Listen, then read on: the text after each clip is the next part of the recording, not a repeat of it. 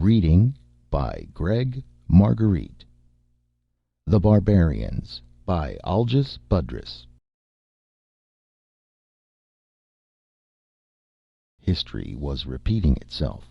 There were moats and nobles in Pennsylvania and vassals in Manhattan, and the barbarian hordes were overrunning the land. It was just as he saw the barbarian's squat black tankette lurch hurriedly into a nest of boulders that young Julian Joffrey realized he had been betrayed. With the muzzle of his own cannon still hot from the shell that had jammed the barbarian's turret, he had yanked the starboard track lever to wheel into position for the finishing shot. All around him, the remnants of the barbarian's invading army were being cut to flaming ribbons by the armored vehicles of the Seaboard League. The night was shot through by billows of cannon fire, and the din of laboring engines, guns, and rent metal was a cacophonic climax to the Seaboard League's first decisive victory over the inland invaders. Young Joffrey could justifiably feel that he would cap that climax by personally accounting for the greatest of the inland barbarians, the barbarian general himself. He trained his sights on the scarlet bear paw painted on the skewed turret's flank, and laid his hand on the firing lever. Out of the corner of his eye he caught a glimpse of another tankette rushing up on his port side. He glanced at it, saw its graceful handcrafting, and knew it for one of the League's own. He could even see the insignia, the mailed heel trampling a stand of wheat. Harold Dugald of the neighboring fief. Joffrey was on coldly polite terms with Dugald. He had no use for the other man's way of treating his serfs. And now he felt a prickle of indignant rage at this attempt to usurp a share of his glory. He saw Dugald's turret begin to traverse, and hastily tried to get the finishing shot into the barbarian's tankette before the other Leaguesmen could fire. But Dugald was not aiming for the barbarian. First he had to eliminate Joffrey from the scene entirely. When he fired at almost point-blank range, the world seemed to explode in Julian's eyes. Somehow, no whistling shard of metal actually hit him, but the tankette, sturdy as it was, could not hope to protect him entirely. He was thrown viciously into the air, his ribs first smashing into the side of the hatch, and then he was thrown clear onto the rocky ground of the foothills. Agonized, stunned to semi-consciousness, he lay feebly beating at his smoldering tunic while Dugald spun viciously by him, almost crushing him under one tread. He saw Dugald's tankette plunge into the rocks after the barbarian, and then, suddenly, the battle was beyond him. Dugald, the barbarian, all the thundering might that had clashed here on the eastern seaboard of what had long ago been the United States of America. All of this had suddenly, as battles will, whirled off in a new direction and left Julian Joffrey to lie hurt and unconscious in the night.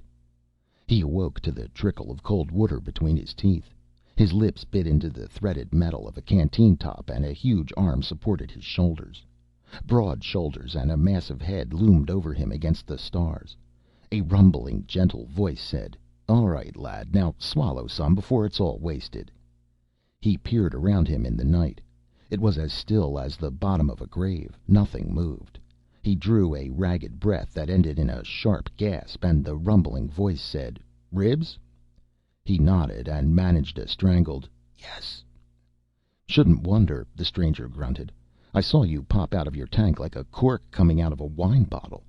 That was a fair shot he hit you. You're lucky."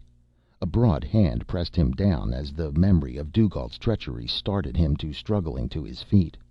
"Hold still, lad. We'll give you a chance to catch your breath and wrap some bandages around you. You'll live to give him his due, but not tonight. You'll have to wait for another day." There was something in the stranger's voice that Joffrey recognized for the quality that made men obey other men.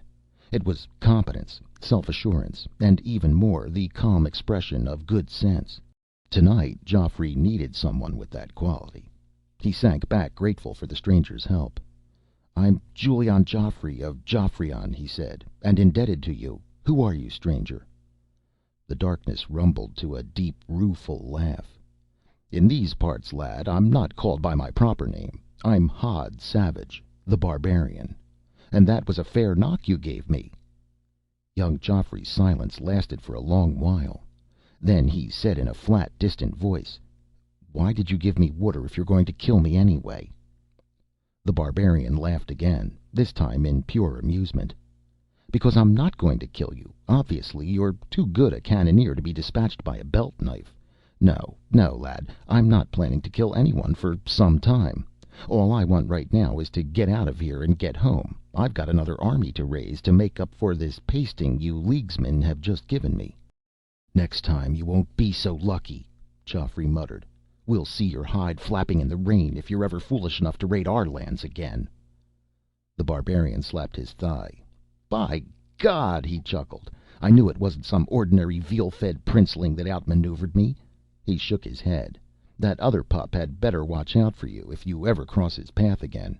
I lost him in the rocks with ease to spare. Bad luck your shot smashed my fuel tanks, or I'd be halfway home by now."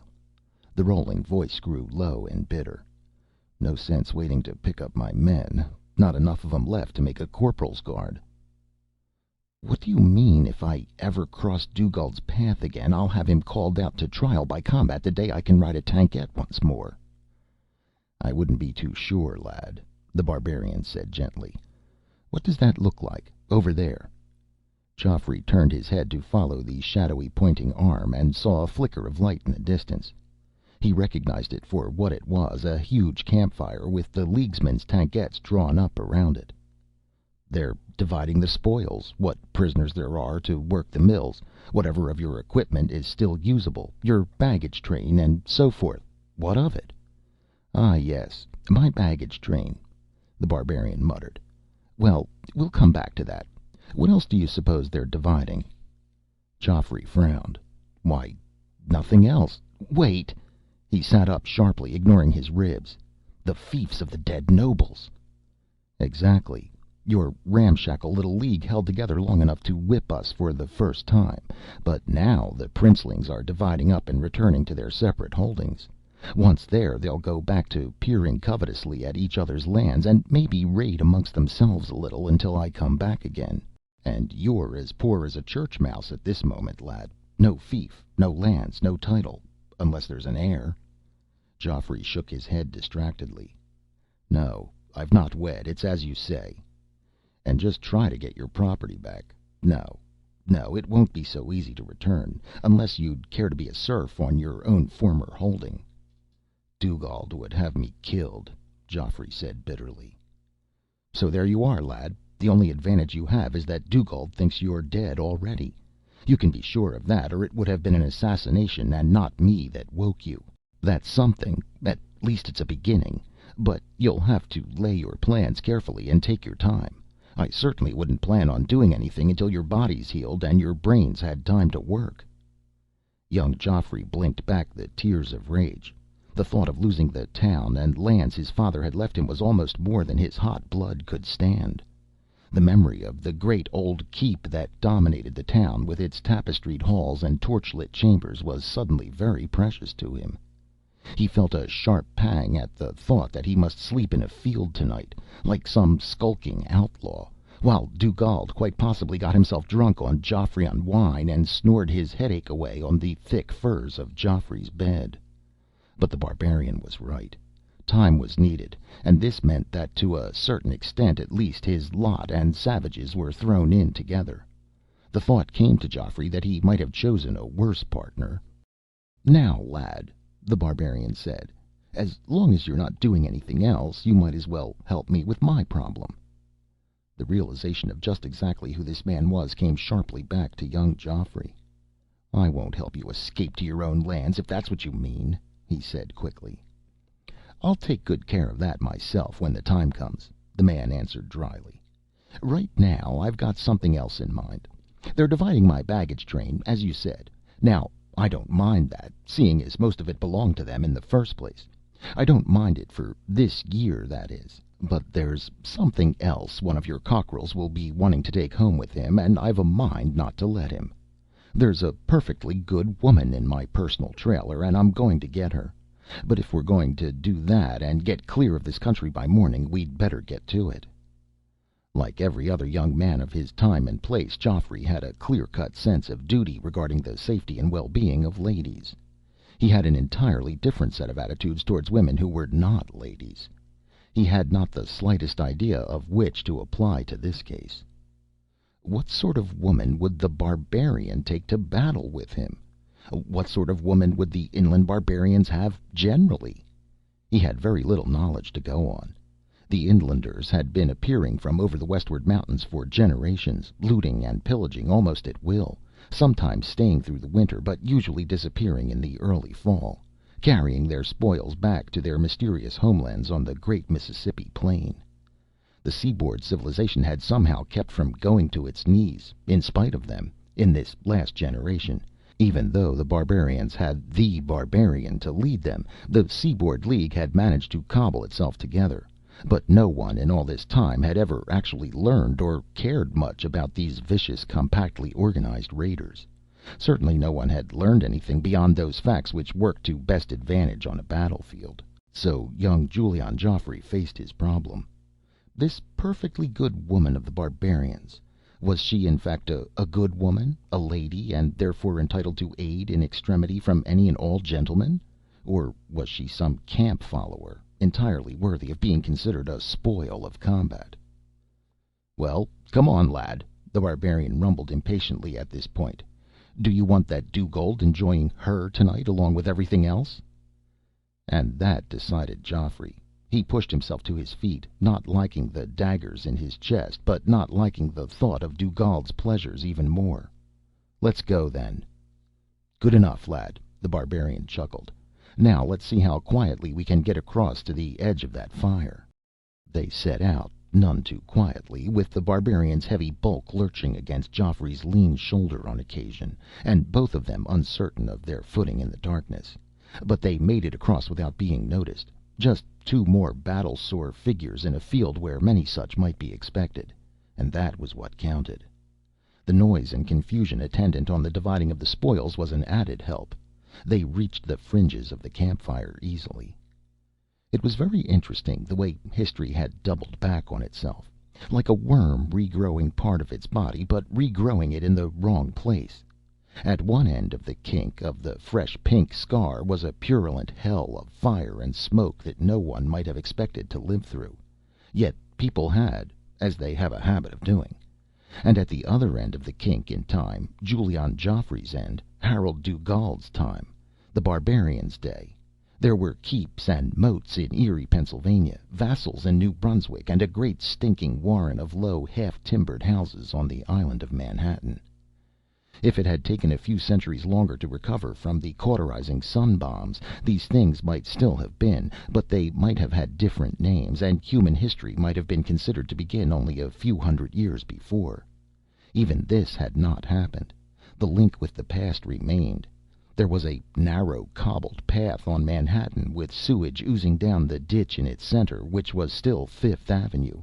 It ran roughly along the same directions as old Broadway. Not because there was no one who could read the yellowed old maps, but because surveying was in its second childhood. There was a barge running between two ropes stretched across the Hudson, and this was the George Washington Bridge ferry. So it was only a kink in history, not a break. But Rome was not rebuilt in a day. Hod Savage, the barbarian, the man who had come out of the hinterlands to batter on civilization's badly mortared walls, clamped his hand on Julian Joffrey's arm, grunted, jerked his head toward the cluster of nobles standing beside the campfire, and muttered, "Listen." Joffrey listened. The nobles were between him and the fire, and almost none of them were more than silhouettes. Here and there a man faced toward the fire at such an angle that Joffrey could make out the thick arch of an eyebrow, the jut of a cheek, or the crook of a nose. But it was not enough for recognition. All the nobles were dressed in battle accoutrements that had become stained or torn. Their harness had shifted, their tunics were askew, and they were bunched so closely that the outline of one man blended into the misshaped shadow of the next. The voices were hoarse from an afternoon's bellowing. Some were still drunk with the acid fire of exhausted nerves and were loud. Others, drained, mumbled in the background like a chorus of the stupid. Gesticulating, mumbling, shouting, shadowed, lumped into one knot of blackness lighted by a ruddy cheekbone here, a gleaming brow there, above an eye socket as inky and blank as a bottomless pit. They were like something out of the wan and misty ages before the Earth had had time to form completely. Two arguing voices rose out of the mass. "Those 3 barbarian tankettes are mine, I say!" "Yours when I lie dead." "They surrendered to me." "Because I pounded them into submission." "Into submission, indeed! You skulked around their flanks like a lame dog, and now that I've taken them you want your bone. You were glad enough to see me there when the battle was hot. Call me a dog again and I'll split you like a rat on a pitchfork." No one else in the group of nobles paid the two of them any attention. No one had time to spare for any quarrel but his own, and the whole squabbling pile of them looked ready to fly apart at any moment, to draw sidearms and knives and flare into spiteful combat. The barbarian spat quietly. "There's your Seaboard League, lad. There's your convocation of free men. Step out there and ask for your lands back. Care to try?" "We've already decided that wouldn't be wise," Geoffrey said irritably. He had never cared much for these inevitable aftermaths to battle, but it made him angry to have an inland barbarian make pointed comments. "I suppose it's different when you win, eh?" "Not very, but then we're not civilized. Let's get moving, lad." Silently they skirted the fire and made their way toward the parked vehicles of the barbarians' captured supply train. The ground was rough and covered by underbrush. More than once the barbarian stumbled into Geoffrey, making him clench his jaw against the pain in his chest, but he saw no point in saying anything about it. "There she is," the barbarian said in a husky growl. Geoffrey peered through the brush at an armored trailer whose flat sides were completely undecorated except for a scarlet bear paw painted on the door. A lantern gleamed behind the slit windows, and the barbarian grunted with satisfaction. "She's still in there. Fine. We'll have this done in a couple of seconds." In spite of the incongruity, Geoffrey asked curiously, "What's a second?" A division of time, lad. 1/16 of a minute." "Oh. What on earth would you want to measure that accurately for?" "For getting women out of trailers in a hurry, lad. Now, let's look for sentries." There were 2 guarding the trailer, men at arms from Dugald's holding, Geoffrey noticed, carrying shotguns and lounging in the shadows. One of them had a wineskin. Geoffrey heard the gurgle plainly, and the other was constantly turning away from the trailer to listen to the shrieks and shouting coming from among the other vehicles of the train, where other guards were not being quite as careful of their master's new property. "I see they found the quartermaster's wagons," the barbarian said dryly. "Now then, lad, you work away toward the right there, and I'll take the left. Here, take my knife. I won't need it." The barbarian passed over a length of steel as big as a short sword, but oddly curved and sharpened down one side of the blade. "Stab if you can, but if you have to cut, that blade'll go through a man's forearm. Remember, you're not holding one of those overgrown daggers of yours." "And just why should I kill a man for you?" "Do you think that man won't try to kill you?" Geoffrey had no satisfactory answer to that. He moved abruptly off into the brush, holding the barbarian's knife and wondering just how far he was obligated for a bandaged chest and half a pint of water. But a man's duty to his rescuer was plain enough, and besides, just what else was there to do? The blame for it all went squarely back to Dugald, and Geoffrey did not love him for it. He slipped through the bushes until he was only a few yards from the man who had the wineskin, and waited for the barbarian to appear at the opposite end of the trailer. When it happened quite suddenly, as these things will. One moment the other sentry was craning his neck for another look at what was going on elsewhere. The next he was down on his knees, croaking through a compressed throat, with the barbarian's arm under his chin and a driving knee ready to smash at the back of his neck again. Geoffrey jumped forward toward his own man. The man at arms had dropped his wineskin in surprise and was staring at what was happening to his comrade. When he heard Geoffrey come out of the underbrush, the face he turned was white and oddly distended with shock, as though all the bones had drained out of it. He might have appeared fierce enough, ordinarily, but things were happening too fast for him. Geoffrey had never killed anyone but a noble in his life, not intentionally and at close range in any case. The completely baffled and helpless look of this one somehow found time to remind him that this was not, after all, one of his peers, that the man was hopelessly outclassed in fair combat, or in anything else for that matter. Geoffrey did not stop to weigh the probity of this idea. It was the central tenet of his education and environment. Furthermore, there was some truth in it. He couldn't kill the man. He swept up his arm and struck the flat of the barbarian's broad knife against the side of the guard's head and bowled the man over with his rush. But the guard had a hard skull. He stared up with glazed but conscious eyes and squalled, "Lord Geoffrey!" Geoffrey hit him again, and this time the guard stayed down, but the damage was done.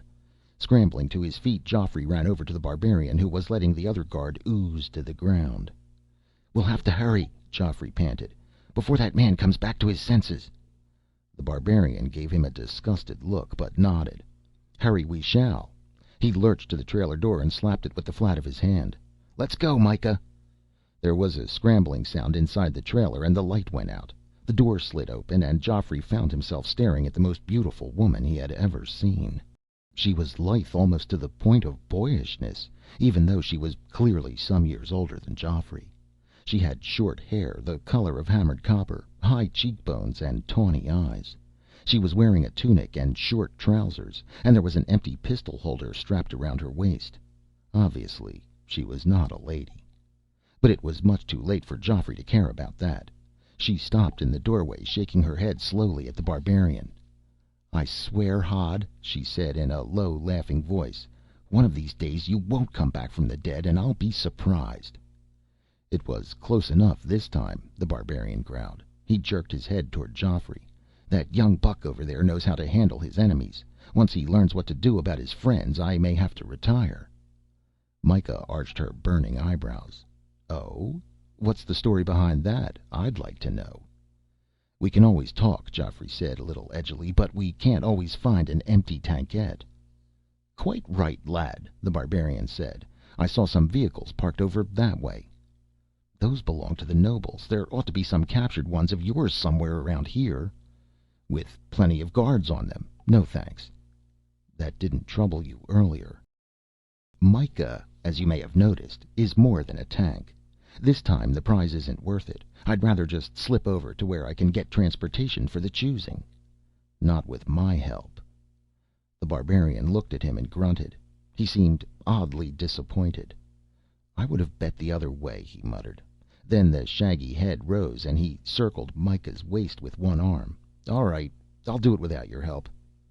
"Is Myka trained to drive a tankette and fight at the same time?"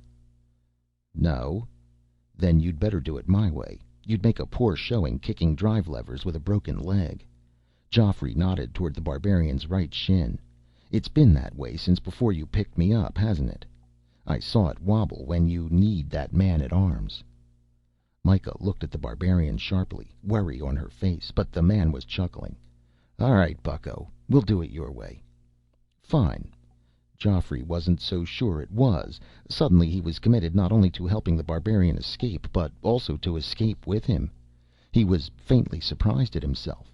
But there was something about the man, something worth saving no matter what. And there was the business now of having been recognized. Once Dugald learned he was still alive, there would be a considerable amount of danger in staying in the vicinity. Of course, he had only to stoop over the unconscious guard with the barbarian's knife. With a quick motion, he tossed the weapon back to its owner. That one was an easy choice, Geoffrey thought. Simply stealing, or was it recapturing a tankette and using it to drive away with Myka and the barbarian, didn't mean he had to go all the way to the barbarian lands with them. Let the guard revive and run to Dugald with the news. All Geoffrey had to do was to remove himself a few miles, find shelter, and bide his time. One recaptured barbarian tankette might not even be missed. And the guard might not be believed. Well, that was a thin hope. But in any case, no one had any reason to suspect the barbarian was still alive. There'd be no general pursuit. Well, maybe not. There was a man-at-arms choked to death by a stronger arm than Geoffrey's, and it was the barbarian's woman who would be missing. There might be quite a buzz about that. Geoffrey shook his head in impatient annoyance. This kind of life demanded a great deal more thinking than he was accustomed to. All these unpredictable factors made a man's head spin. And then again, maybe they didn't. The thing to do was to act, to do what would get him out of here now and leave him free tomorrow to do whatever thinking tomorrow demanded. With a little practice, too, thinking would undoubtedly come more easily. "All right," he said decisively. "Let's get moving over in that direction and see if the guards haven't gotten a little careless." He motioned to Myka and the Barbarian and began to lead the way into the underbrush. He thrust out a hand to pull a sapling aside and almost ran full tilt into Harold Dugald. Dugald was almost exactly Joffrey's age and size, but he had something Joffrey lacked, a thin-lipped look of wolfish wisdom. His dark eyes were habitually slitted and his mouth oddly off-center, always poised between a mirthless grin and a snarl. His long black hair curled under at the base of his skull and his hands were covered with heavy gold and silver rings. There was one for each finger and thumb, and all of them were set with knobby precious stones. His lips parted now, and his long white teeth showed plainly in the semi-darkness. "I was coming back to inspect my prizes," he said in a voice like a fine-bladed saw chuckling through a soft metal. "And look what I've found." The open mouth of his heavy hand-made side pistol pointed steadily between Joffrey's eyes. "I find my erstwhile neighbor risen from the dead, and in the company of a crippled enemy and his leman. Indeed, my day is complete." The one thing Joffrey was not feeling was fear. The wire-thin strand of his accumulated rage was stretched to breaking. Somewhere far from the forefront of his mind he was feeling surprise and disappointment. He was perfectly aware of Dugald's weapon, of what it would do to his head at this range, but Joffrey was not stopping to think, and Dugald was a bit closer to him than he ought to have been. Joffrey's hands seemed to leap out. One tore the pistol out of Dugald's hand and knocked it spinning. The other cracked, open-palmed, against the other man's face, hard enough to split flesh and start the blood trickling down Dugald's cheek. The force of the combined blows sent Dugald staggering. He fell back, crashing into a bush, and hung against it. Stark fear shone in his eyes. He screamed, "Dugald! Dugald! To me! To me!" For a second everything went silent. Nobles quarreling, guards roistering among the captures. Suddenly the battlefield was still. Then the reaction to the rallying cry set off an entirely different kind of hubbub. The sound now was that of an alerted pack of dogs. Once more Joffrey swept his hand across Dugald's face, feeling his own skin break over the knuckles. But there was no time for anything else. Now they had to run, and not in silence. Now everything went by the board, and the nearest safety was the best. Behind them, as they tore through the brush, they could hear Dugald shouting, "That way! The Barbarians with him!" The Barbarian was grunting with every step. Myka was panting. Joffrey was in the lead, his throat burning with every breath, not knowing where he was leading them, but trying to skirt around the pack of nobles that would be running toward them in the darkness. He crashed against plated metal. He peered at it in the absolute darkness this far from the fires and torches. "Tankette!" he said hoarsely. "Empty!" They scrambled onto it, Joffrey pulling at the Barbarian's arm. "Down! Myka, inside! Ought to be room between steering posts and motor." He pushed the woman down through the hatch and dropped back to the ground. He ran to the crank clipped to one track housing and thrust it into place. You'll have to hang on to the turret," he panted to the Barbarian. "Help me start." He wound furiously at the starting crank until he felt the flywheel spin free of the ratchet, and then engaged the drive shaft. The tankette shuddered to the sudden torque. The motor resisted, turned its shaft reluctantly, spun the magneto, ignited, stuttered, coughed, and began to roar. The headlights flickered yellowly, glowed up to brightness as the engine built up revolutions. The Barbarian, clinging to the turret with one arm, pushed the choke control back to halfway and advanced the spark. Joffrey scrambled up the sharply pitched rear deck, clawing for handholds on the radiator tubing, and dropped into the turret seat. He took the controls, kicked at the left side track control without caring for the moment whether Myka was in the way or not, spun the tankette halfway round, and pulled the throttle out as far as it would go. Its engine clamoring, its rigid tracks transmitting every shock and battering them, the tankette flogged forward through the brush. There was gunfire booming behind them, and there were other motors sputtering into life. There was no one among the nobles to drive as well as Joffrey could, certainly no one who could keep up with him at night in country he knew. He could probably depend on that much. He lit the carbide lamp over the panel. Joffrey looked at the crest worked into the metal and laughed. He had even managed to steal Dugald's tankette. By morning they were a good 50 miles away from where the battle had been fought. They were almost as far as the Delaware River, and the ground was broken into low hills, each a little higher than the last. Joffrey had only been this far away from home a few times before his father's death, and then never in this direction. Civilization was not considered to extend this far inland. When a young man went on his travels, preparatory for the day when he inherited his father's holdings and settled down to maintain them, he went along the coast, perhaps as far as Philadelphia or Hartford. Joffrey had always had a lively interest in strange surroundings. He had regretted the day his journeys came to an end. Not that he hadn't regretted his father's passing even more. Now, as dawn came up behind them, he could not help turning his head from side to side and looking at the strangely humped land, seeing for the first time a horizon which was not flat. He found himself intrigued by the thought that he had no way of knowing what lay beyond the next hill, that he would have to travel and keep traveling to satisfy a perpetually renewed curiosity. All this occupied one part of his mind. Simultaneously, he wondered how much farther they'd travel in this vehicle. The huge 16-cylinder inline engine was by now delivering about 1/4 of its rated 50 horsepower, with a good half of its spark plugs hopelessly fouled and the carburetor choked by the dust of yesterday's battle. They were very low on shot and powder charges for the 2-pounder turret cannon as well. The tankette had, of course, never been serviced after the battle. There was one good thing: neither had their pursuers.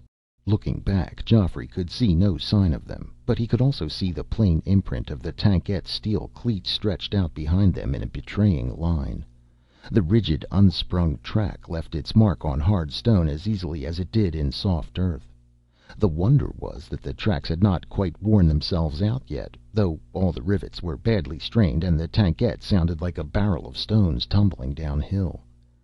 The barbarian had spent the night with one arm thrown over the cannon barrel and the fingers of his other hand hooked over the edge of the turret hatch. In spite of the tankette's vicious jouncing, he had not moved or changed his position. Now he raised one hand to comb the shaggy hair away from his forehead, and there were faint bloody marks on the hatch. "How much farther until we're over the mountains?" Joffrey asked him. "Over the... lad, we haven't even come to the beginning of them yet." Joffrey grimaced. "Then we'll never make it. Not in this vehicle." "I didn't expect to. We'll walk until we reach the pass. I've got a support camp set up there." "Walk? This is impossible country for people on foot. There are intransigent tribesmen all through this territory." "How do you know?" "How do I know? Why, everybody knows about them." The barbarian looked at him thoughtfully, and with just the faintest trace of amusement. "Well, if everybody knows they're intransigent, I guess they are. I guess we'll just have to hope they don't spot us." Joffrey was a little nettled by the barbarian's manner. It wasn't, after all, as if anybody claimed there were dragons or monsters or any other such oceanic thing living here. This was good, solid fact. People had actually come up here, tried to bring civilization to the tribes, and failed completely. They were, by all reports, hairy, dirty people equipped with accurate rifles. No one had bothered to press the issue because, obviously, it was hardly worth it. Joffrey had expected to have trouble with them, but he had expected to meet it in an armored vehicle. But now that the mountains had turned out to be so far away, the situation might grow quite serious, and the barbarian didn't seem to care very much. "Well now, lad," he was saying, "if the tribesmen are that bad, maybe your friends the nobles won't dare follow us up here." "They'll follow us," Joffrey answered flatly. I slapped Dugald's face. "Oh. I didn't understand that. Code of honor, that sort of thing. All the civilized appurtenances." "It's hardly funny." "No, I suppose not. I don't suppose it occurred to you to kill him on the spot." "Kill a noble? In hot blood?" "Sorry. Code of honor again. Forget I mentioned it." Joffrey rankled under the barbarian's barely concealed amusement. To avoid any more of this kind of thing, he pointedly turned and looked at the terrain behind them, something he ought to have done a little earlier. 3 tankettes were in sight, only a few miles behind them, laboring down the slope of a hill. And at that moment, as though riveted iron had a dramatic sense of its own, their tankette coughed, spun lazily on one track as the crankshaft paused with a cam squarely between positions, and burned up the last drops of oil and alcohol in its fuel tank. Joffrey and Myka crouched down in a brushy hollow. The barbarian had crawled up to the lip of the depression and was peering through a clump of weeds at the oncoming trio. "That seems to be all of them," he said, with a turn of his head. "It's possible they kept their speed down and nursed themselves along to save fuel. They might even have a fuel wagon coming up behind them. That's the way I'd do it. It would mean these 3 are all we can expect for a few hours, anyway, but that they'll be heavily reinforced sometime later." "That will hardly matter," Joffrey muttered. Myka had found Dugald's personal rifle inside the tankette. Joffrey was rolling cartridges quickly and expertly, using torn-up charges from the turret cannon.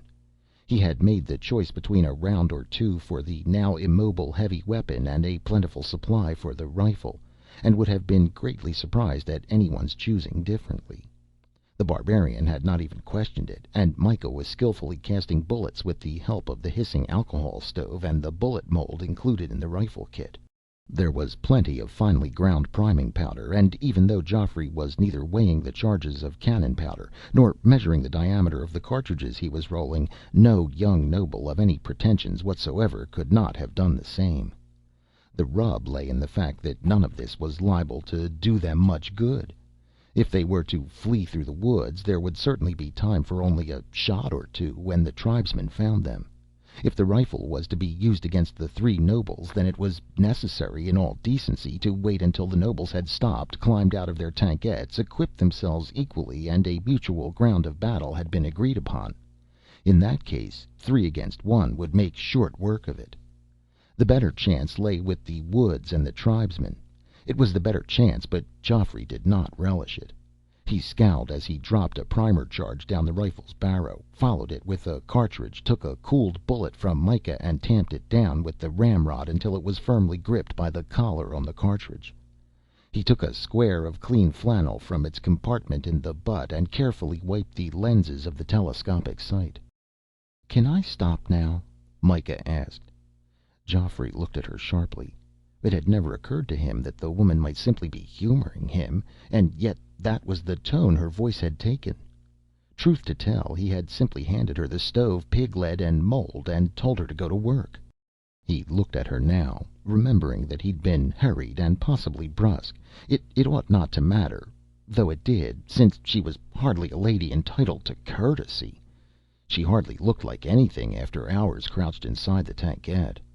Her copper hair was smeared with grease, disarranged, and even singed where she had presumably leaned against a hot fitting. Her clothes were indescribably dirty and limp with perspiration. She was quite pale and seemed to be fighting nausea, hardly surprising, with the exhaust fumes that must have been present in the compartment. Nevertheless, her hair glinted where the sun struck it, and her litheness was only accented by the wrinkled clothing. Over-accented, Joffrey thought to himself as he looked at the length of limb revealed by her short trousers. He flushed. "Of course. Thank you." He looked at the pile of finished bullets. There were enough of them to stand off an army, provided only the army did not shift about behind rocks and trees as the tribesmen did, or was not equally armed as the nobles would be. Yet a man had to try to the end. "You don't expect this to do much good," he said to the woman. Myka grinned at him. "Do you?" "No, frankly. But why did you help me?" "To keep you busy." "I see." He didn't. He scooped the bullets up, put them in one pocket, and dropped the cartridges in another. He stood up. "There wasn't any point in letting you get nervous," Myka explained. "You can be quite a deadly boy in action, if what I've seen and heard about you is any indication. I didn't want you killing any of our friends." She was smiling at him, without any malice whatsoever, rather with a definite degree of fondness. Joffrey did not even feel resentful at this business of being casually managed, as though he were liable to do something foolish. But he scrambled up to the place beside the barbarian in a burst of tense movement and looked out toward the approaching tankettes.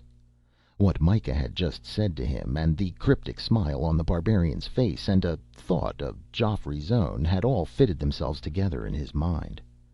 There was no reason really to believe that barbarians would be hostile to barbarians, and certainly the inland raiders could not have returned year after year without some means of handling the mountain tribes. Friendship, or at least an alliance, would be the easiest way. And out on the slope of the nearest hill, bearded men in homespun clothing were rolling boulders down on the advancing tankettes. The slope of the hill was quite steep, and the boulders were massive. They tumbled and bounded with a speed that must have seemed terrifying from below. Tearing great chunks out of the earth, they rumbled down on the tankettes, while the tribesmen yelled with blood-curdling ferocity and fired on the tankettes with impossible rapidity. With respectable marksmanship, too. The nobles were swerving their vehicles frantically from side to side, trying to avoid the boulders, but their ability to do so was being destroyed by bullets that ricocheted viciously off the canted forepeak plating. All three of them were blundering about like cattle attacked by stinging insects. Only the lead tankette was still under anything like intelligent control. It lurched away from the three boulders in succession, swinging on its treads and continuing to churn its way up the hillside. Geoffrey saw the other two tankettes struck almost simultaneously. One took a boulder squarely between its tracks and stopped in a shower of rock fragments. The track cleats bit futilely at the ground. The vehicle stalled. The boulder jammed against it. The impact did not seem to have been particularly severe, but the entire body of the tankette had been buckled and accordioned. Possibly only the boulder's own bulk between the tracks had kept them from coming together like the knees of a gored ox. It was impossible to tell where in that crushed bulk the turret and its occupant might be. The other tankette took its boulder squarely in the flank. It began to roll over immediately, hurtling back down the hill, its driver half in and half out of its turret at the beginning of the first roll. Tankette and boulder came to rest together at the bottom of the hill, the stone nosing up against the metal. Geoffrey looked at the scene with cold fury. "That's no fitting way for a noble to die." The barbarian, who was sprawled out and watching calmly, nodded his head. "Probably not," he said dispassionately, "but that other man's giving a good account of himself." The remaining tankette was almost in among the tribesmen. It had passed the point where a rolling boulder's momentum would be great enough to do much damage. As Geoffrey watched, the man in the turret yanked his lanyard, and a solid shot boomed through the straggled line of bearded men. If it had been grape or canister, it might have done a good deal of damage, but the cannon had been loaded with Geoffrey's tankette in mind, and the tribesmen only jeered. One of them dashed forward under the cannon's smoking muzzle and jammed a wedge-shaped stone between the left side track and the massive forward track roller. The track jammed, broke, and whipped back in whistling fragments. The tankette slewed around a while. The unarmed tribesmen danced out of the way. The noble in the turret could only watch helplessly.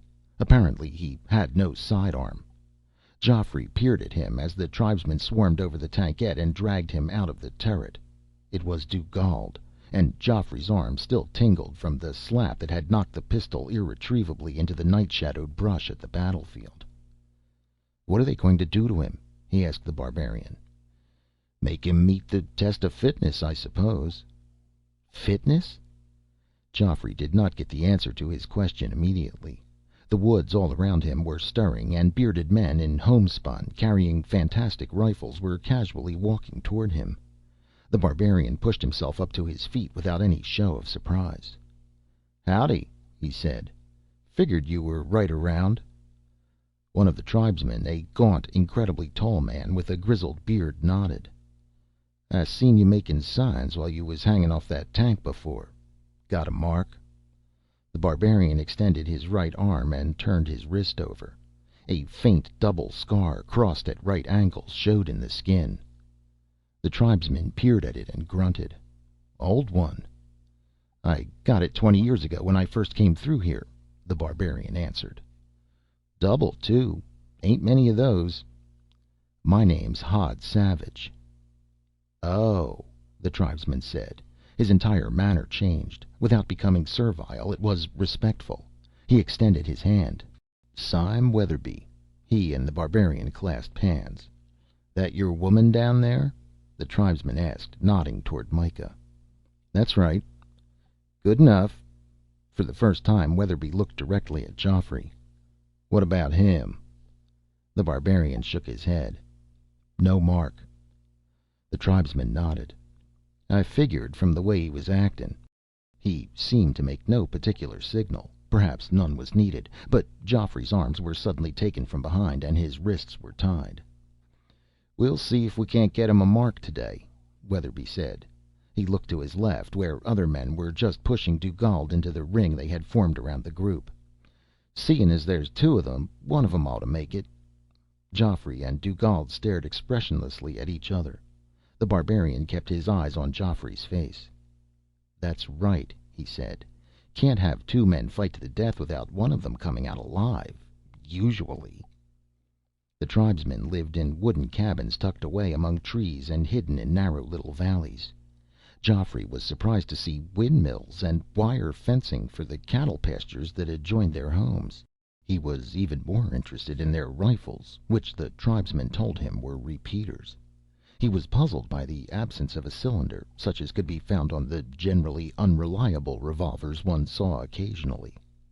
The tribesmen were treating both him and Dugald with a complete absence of the savagery he expected.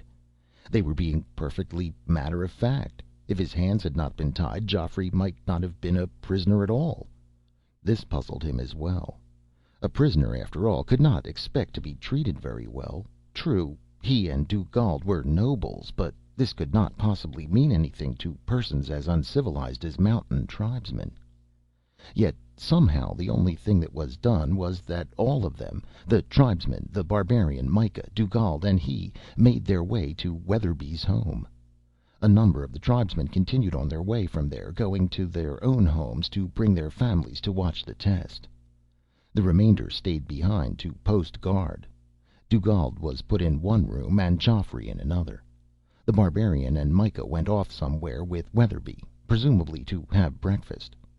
Geoffrey could smell food cooking somewhere toward the back of the house. The smell sat intolerably on his empty stomach. He sat for perhaps a half an hour in the room, which was almost bare of furniture. There was a straight-backed chair in which he sat, a narrow bed, and a bureau. Even though his hands were still tied behind his back, he did his best to search the room for something to help him, though he had no idea of what he would do next after he managed to escape from the room itself.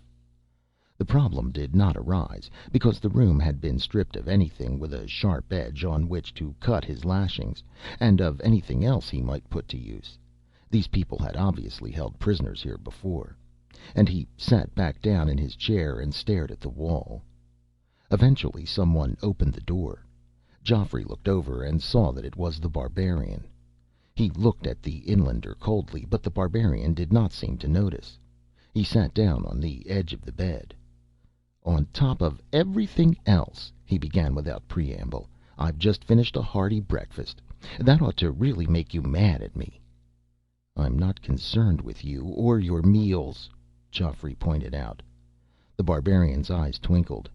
"It doesn't bother you, my getting your help and then not protecting you from these intransigent tribesmen?" "Hardly. I'd be a fool to expect it." "Would you now? Look, bucko, these people live a hard way of life.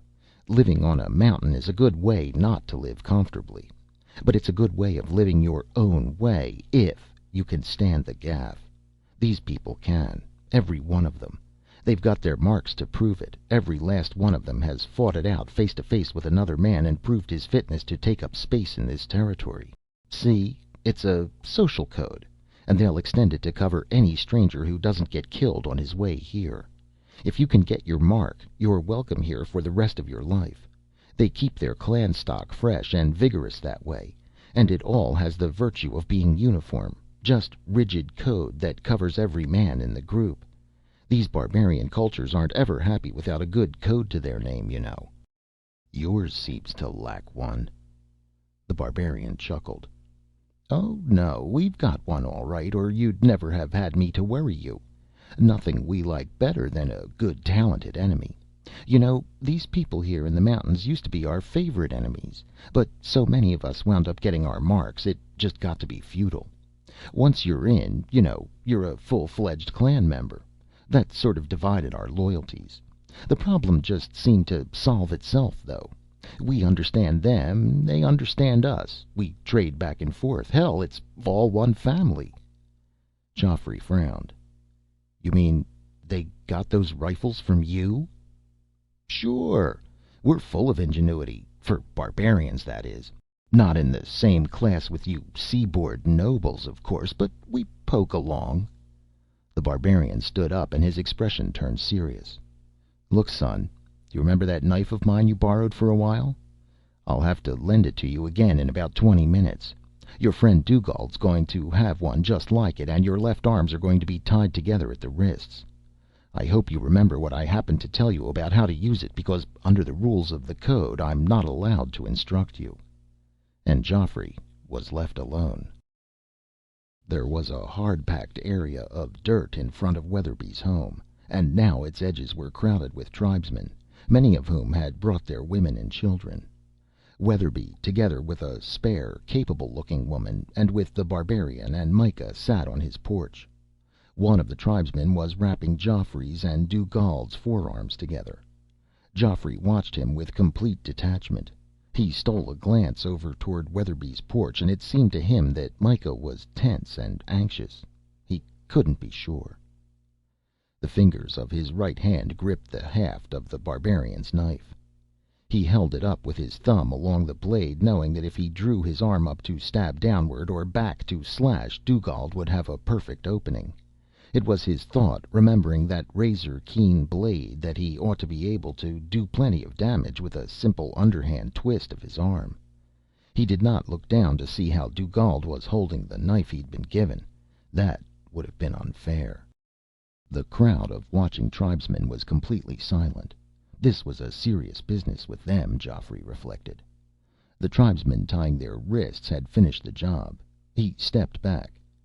Any time after I say go, you boys set to it. Anything goes, and dead man loses. If you don't fight, we kill you both. For the first time since their capture, Joffrey looked squarely into Dugald's slit eyes. I'm sorry we have to do this to each other in this way, Dugald, he said. Go, the tribesman shouted and jumped back. Dugald spat at Joffrey's face.